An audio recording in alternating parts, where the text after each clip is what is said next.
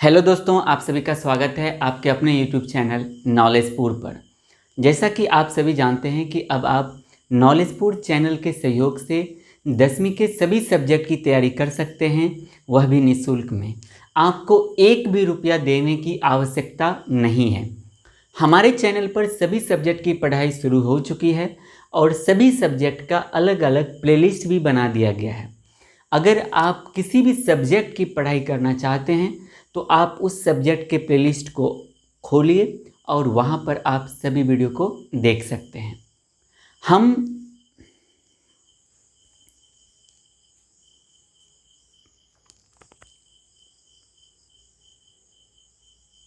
Hello दोस्तों, आप सभी का स्वागत है आपके अपने यूट्यूब चैनल नॉलेजपुर पर। जैसा कि आप सभी जानते हैं कि अब आप नॉलेजपुर चैनल के सहयोग से 10वीं के सभी सब्जेक्ट की तैयारी कर सकते हैं, वह भी निःशुल्क।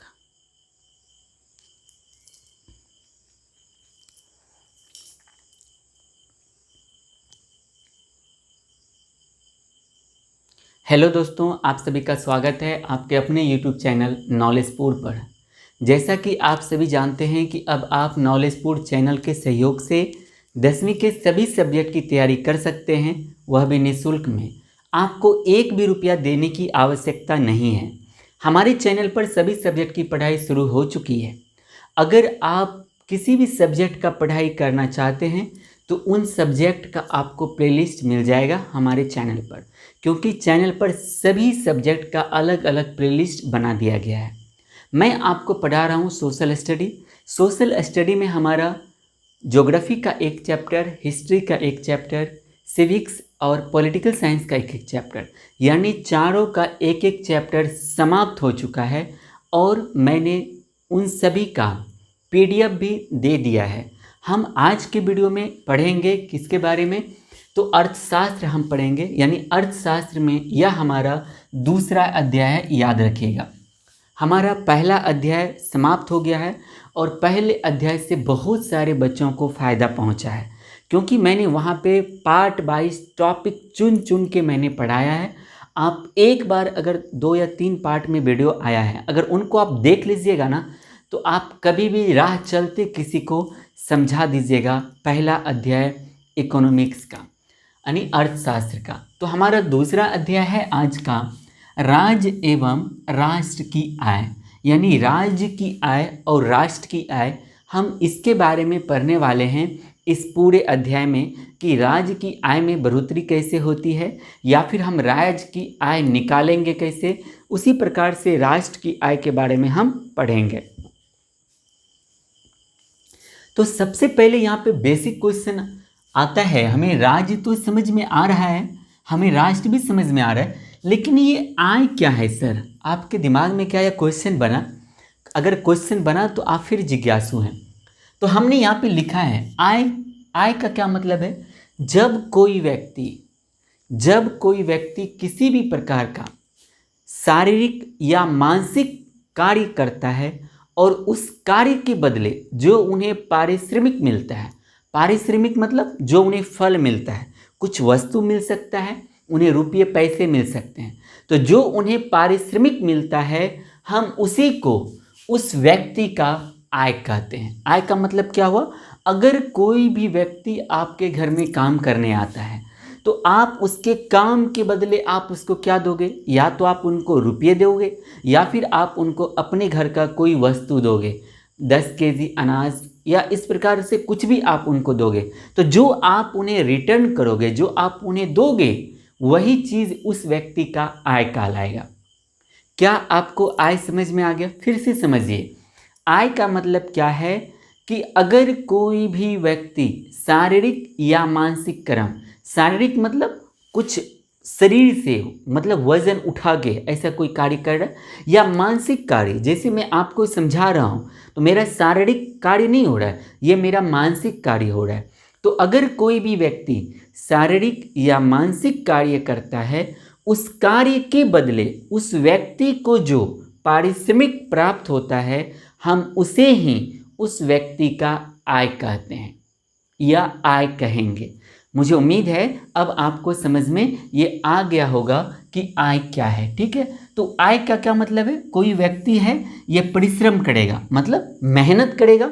मेहनत कितने प्रकार के, तो मेहनत होगा 2 प्रकार के। एक हो सकता है शारीरिक जो मजदूर लोग करते हैं, और एक हो जाता है मानसिक। जैसे डॉक्टर लोग शारीरिक नहीं, वो मानसिक कार्य करते हैं, टीचर मानसिक कार्य करते हैं। तो कोई व्यक्ति परिश्रम करेगा, वो शारीरिक या मानसिक हो सकता है, तो उनके बदले जो वह अर्जित करेगा, रुपये पैसे या फिर वस्तु, वही उस व्यक्ति का क्या कहलाएगा, आय कहलाएगा। ठीक है।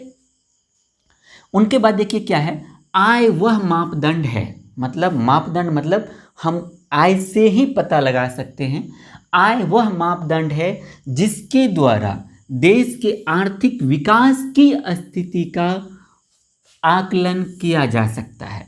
यानी हम अपने देश की, हमारे देश की क्या स्थिति है विकास का, अगर हम उसका आकलन करना चाहते हैं तो हमें उनके लिए किसका आकलन करना पड़ेगा, तो हमें आय का आकलन करना पड़ेगा। अगर किसी देश की वहाँ का पर व्यक्ति आय यानी पर ह्यूमन कैपिटल अगर यह ज़्यादा है तो मतलब वह देश ज़्यादा विकसित है, कम है तो वो विकासशील है। तो यही चीज़ तो यहाँ पे कह रहा है। अगर आय वह मापदंड है, मतलब मापने का वह तरीका है जिसके द्वारा किसी देश का, यहाँ पे किसी राज्य का भी, देश का या राज्य का आर्थिक विकास यानी उस देश की अर्थव्यवस्था कितनी बढ़िया है या कितना डैमेज है, उनका हम पता लगा सकते हैं किसका मापदंड करके, आय का मापदंड करके। ठीक है। उनके बाद है आय के आधार पर ही किसी देश या राज्य को, किसी देश या राज्य को विकसित या विकासशील का दर्जा दिया जाता है।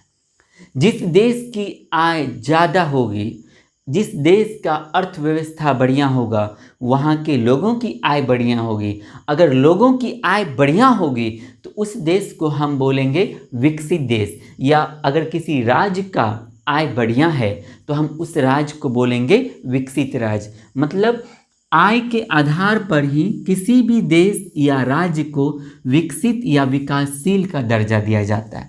आय बढ़िया है तो विकसित देश है, आय बढ़िया है तो विकसित राज्य है, नहीं तो फिर वह विकासशील देश या फिर विकासशील राज्य है। ठीक है। उनके बाद है हमारा आय के आधार पर ही भारत के समृद्ध राज्य, यानी आय के आधार पर, जो मैंने अभी आपको बताया, आय के आधार पर ही राज्य को विकसित या विकासशील का दर्जा दिया जाता है।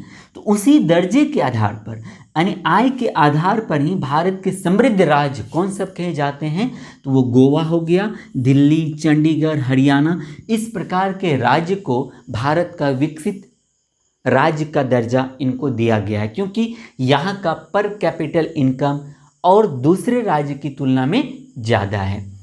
उनके बाद है आय के आधार पर ही भारत के निचली श्रेणी के राज्य कौन कहेंगे, किनको हम कहेंगे, तो हम बिहार को कह सकते हैं, हम उड़ीसा को कहेंगे, मध्य प्रदेश को, राजस्थान को।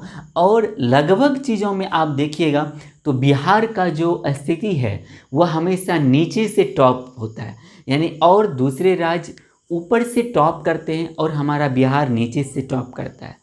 तो हम अगली वीडियो जो इनकी आएगी उसमें हम समझेंगे प्रॉपर बिहार के बारे में, हम बिहार की आय को समझने का प्रयास करेंगे। तो आज के वीडियो में मूल रूप से आपने समझा आय क्या है, आय से हम कैसे कैसे मापदंड किनको विकसित या विकासशील कहेंगे, इनके बारे में। मुझे उम्मीद है ये छोटी सी वीडियो आपको कुछ न कुछ आइडिया अपने इस अध्याय को लेकर आपको मिल गया होगा। बस आप इसी तरीके से वीडियो को बारीकी से देखिए, हम 100% अपना देंगे कि आपको पूरा समझ में आए और आप एग्ज़ाम में, आगामी एग्ज़ाम 2022 के एग्ज़ाम में आप अच्छा स्कोर कर सको। हम मिलेंगे अगले वीडियो में, इनके अगले टॉपिक, अगला टॉपिक होगा हम बिहार की आय के बारे में समझेंगे, उनको हम लेकर आएंगे। तो अगर आपको यह वीडियो अच्छा लगा तो इस वीडियो को लाइक ज़रूर कीजिएगा।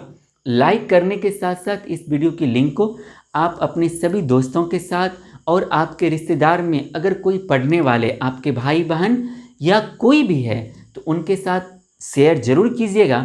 और साथ ही साथ आप इस वीडियो की लिंक को सोशल नेटवर्क पर भी शेयर कीजिएगा, व्हाट्सएप और फेसबुक पर, क्योंकि आपके शेयर करने से हो सकता है आप शेयर करोगे, आप जो लिंक शेयर करोगे किसी ऐसे बच्चे के पास पहुंच जाए, उनका नोटिफिकेशन मिल जाए उनको, जिनको पता ही नहीं है कि इस लॉकडाउन में भी 10वीं की पढ़ाई की व्यवस्था हो गई है, वह भी फ्री में, और वह भी पूरे बेसिक से।